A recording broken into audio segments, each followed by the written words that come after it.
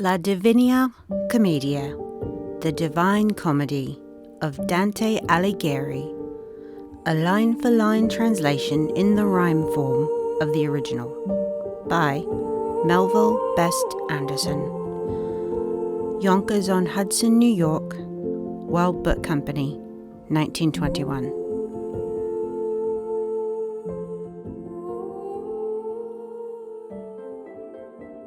Two.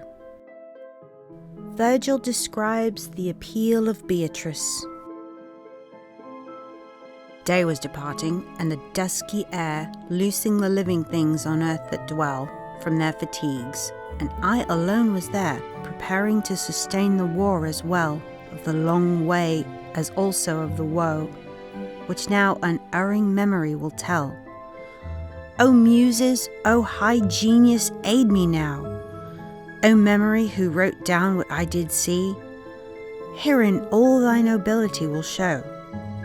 Now I began, Poet, who guidest me, look to my worth if it be plenteous, ere to the hard past thou confidest me.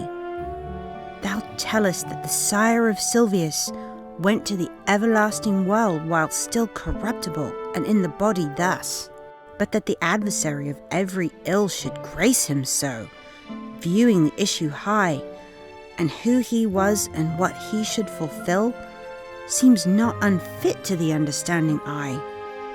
For he was father of imperial Rome, elected in the empyrean sky, founding that city and her masterdom, in sooth for sea and sanctuary blessed, of those who after greatest Peter come. And by that going, which thou honourest, he heard of things whereon were consequent his victory, and then the papal vest, thereafterward the chosen vessel went, thence bringing comfort to that faith supreme, which of salvation is the rudiment. But wherefore I, who grants me such a dream? Aeneas am I not, nor am I Paul, nor to myself or others worthy seem. Whence, if I dare to yield me to thy call, I tremble, lest the going prove insane. My words are to the wise, thou knowest all, and like to those who chop and change again, on second thoughts, unwilling form a will, and make their fair beginning wholly vain. Such became I on that benighted hill, since taking thought I cancelled the emprise I was before so eager to fulfill. If I have comprehended thy replies, returned that shadow of the lofty mind, thy soul in caitiff apprehension lies, which oftentimes so baffles humankind. They turn like animal false sight perceiving, leaving emprise of all honour behind. To free thee from this timid misconceiving, let me now tell thee what my coming meant, and what I heard of thee that set me grieving. I was with those who are in limbo pent, when a fair lady from the blessed abode called me, and her command was my consent.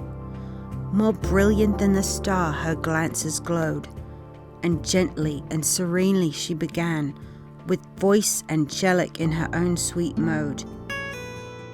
O courteous shade, soul of the Mantuan, whose fame endures today in human ear, and will endure as long as motion can, one dear to me, and not to fortune dear, is on the desert hillside in his way, so hindered that he has turned back for fear, and may, alas, be now so far astray, that I am risen for his relief too late, from what I hear the heavenly voices say.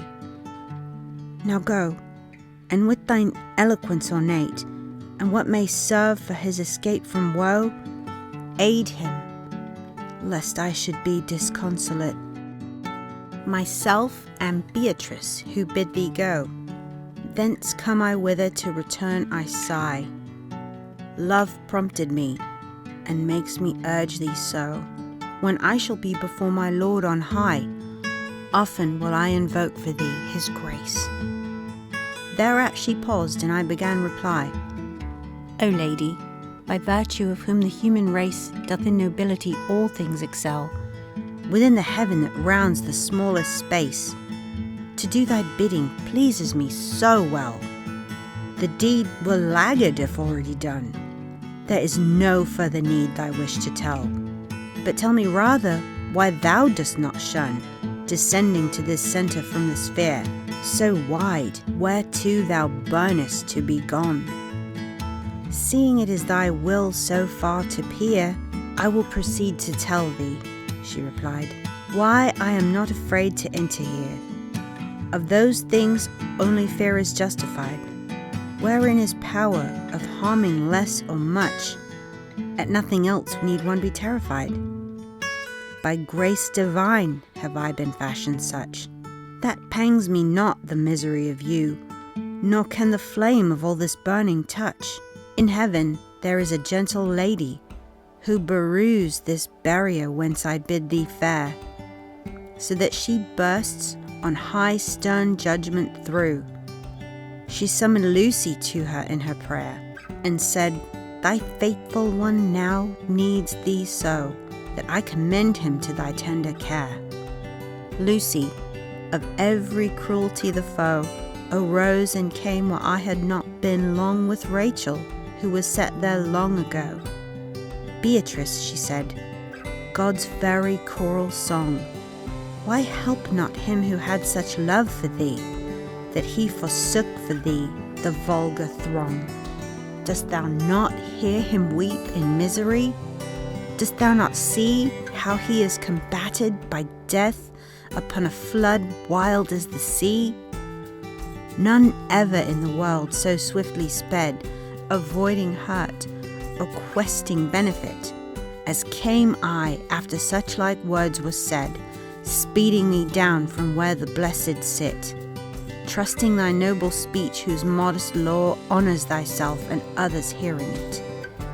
After she this had spoken, she forbore, and weeping turned her shining eyes away. Wherefore to come she made me hasten more, and coming to thee even as she did pray, I drew thee from that beast which up the fair mountain bereft thee of the briefer way. What ails thee then? Ah, why tarry there? Why harbour in thy heart such cowardice? Why not take liberty to do and dare, when cherished for thee so much care as this? In court of heaven 3 ladies benedight, and mine own speaking pledges thee such bliss, even as the flowerets by the chill of night, bended and closed when brightens them the sun, uplift both stem and petal to the light. So with my drooping courage I had done already, and began like one set free. So much good daring to my heart had run. O deep compassion of her who succoured me, and courteous thou, promptly obedient to the true words that she addressed to thee. Thy words have with such ardent longing bent my heart to the adventure that, in troth, I have returned now to my first intent. Now go, for one will animates us both, thou leader and thou lord and master mild. So said I, and he moving, nothing loath, I entered on the pathway deep and wild.